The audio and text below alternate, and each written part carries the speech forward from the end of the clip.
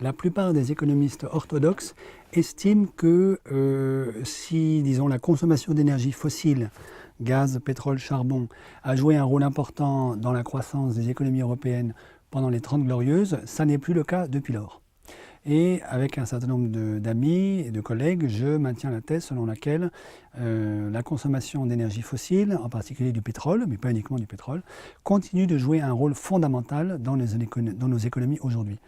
Pour donner quelques chiffres très très simples, la croissance mondiale du PIB par habitant entre 1945 et 1975, pendant les 30 Glorieuses, c'est 3% en moyenne. 3% par an en moyenne d'augmentation du PIB par habitant.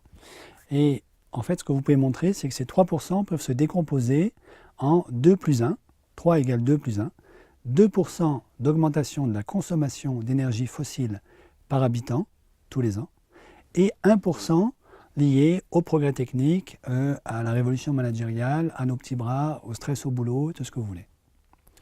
Depuis les 2 chocs pétroliers des années 70 et, l'ajustement de l'industrie occidentale dans les années 80, nous sommes certes un peu moins dépendants du pétrole, au sens où les industriels ont fait un effort en termes d'efficience énergétique pour que les process industriels qu'ils utilisent soient moins dépendants du pétrole. Mais en même temps, nous n'arrivons plus à augmenter de manière significative la consommation d'énergie fossile par habitant. En tout cas, ça devient beaucoup plus difficile et ça l'est de plus en plus chaque année. Pourquoi? À cause du fameux thème du pic du pétrole, dont vous avez sûrement entendu parler, qui ne dit pas du tout qu'il n'y a plus de pétrole sur Terre, il y en a encore beaucoup, il y en a encore même beaucoup trop, parce que si nous déstockons la totalité du pétrole présente sous Terre aujourd'hui, nous achevons de détruire complètement le climat de la planète, mais parce que la taille du robinet qui permet d'extraire du pétrole du sous-sol est bornée. En gros, actuellement, nous extrayons 90 millions de barils par jour et depuis 2005, nous n'arrivons plus, avec les techniques conventionnelles d'extraction de pétrole, à crever le plafond des 90 millions de barils par jour.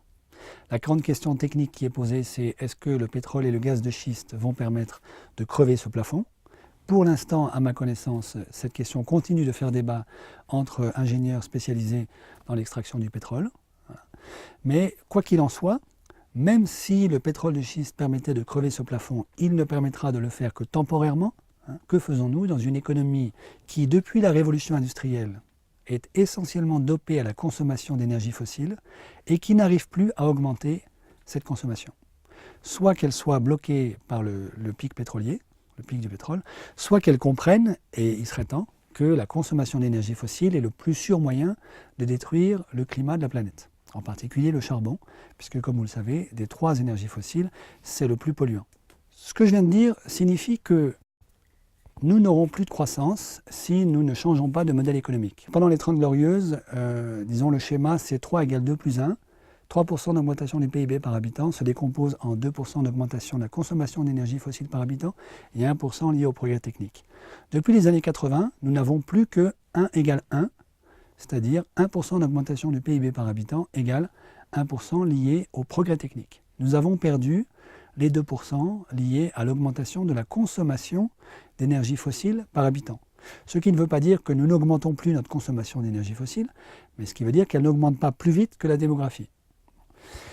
À cause de toutes les raisons que j'ai dites tout à l'heure, c'est-à-dire le pic pétrolier et la nécessité impérative de consommer beaucoup moins d'énergie fossile pour préserver notre climat, il est très très vraisemblable que nous n'arrivions plus du tout à avoir de croissance tant que nous n'opérons pas la transition écologique, puisque la croissance est essentiellement, au moins pour les 2/3, uniquement de l'augmentation de consommation d'énergie fossile.